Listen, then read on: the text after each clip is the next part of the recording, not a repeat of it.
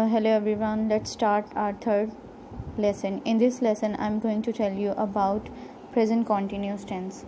Present continuous tense ऐसा tense होता है जो काम जारी है उसके बारे में होता है. जैसे हम कोई भी काम कर रहे होते हैं वो जारी होता है.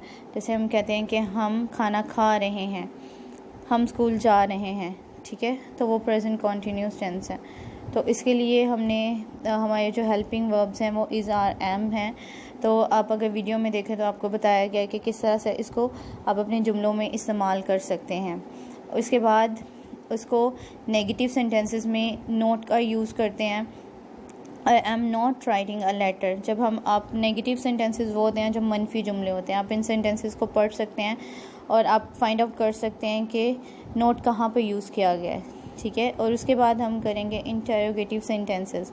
इंटरोगेटिव सेंटेंसेस होते हैं सवालिया अल्फाज जिसमें कोई ना कोई सवाल पूछा जाता है. Are you writing a letter, जब हम किसी से कुछ पूछते हैं तो वो सवाल होता है. जब भी हम किसी से कोई सवाल पूछते हैं तो जो हेल्पिंग वर्ब है वो हमारा स्टार्टिंग में आ जाता है. याद रहे हेल्पिंग वर्ब है इज़ आर एम, ठीक है.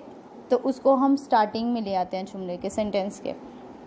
जैसे are you writing a letter, is she reading a book, am I not writing a letter. ये हमारा आ गया है नेगेटिव इंटरोगेटिव इकट्ठा सवालिया मनफी जुमला. जब हम किसी से सवाल भी पूछते हैं और बीच में मनफी भी होता है. जैसे are you not writing a letter, क्या तुम लेटर नहीं लिख रहे हो. Is she not reading a book, am I not writing a letter, ठीक है. तो इस तरह से फिर आपके याद रखने के लिए क्या है कि कौन सा हेल्पिंग वर्ब किस सब्जेक्ट के साथ आता है वो आपने याद रखना है. इस पेज को गौर से देखें और व्यू करें.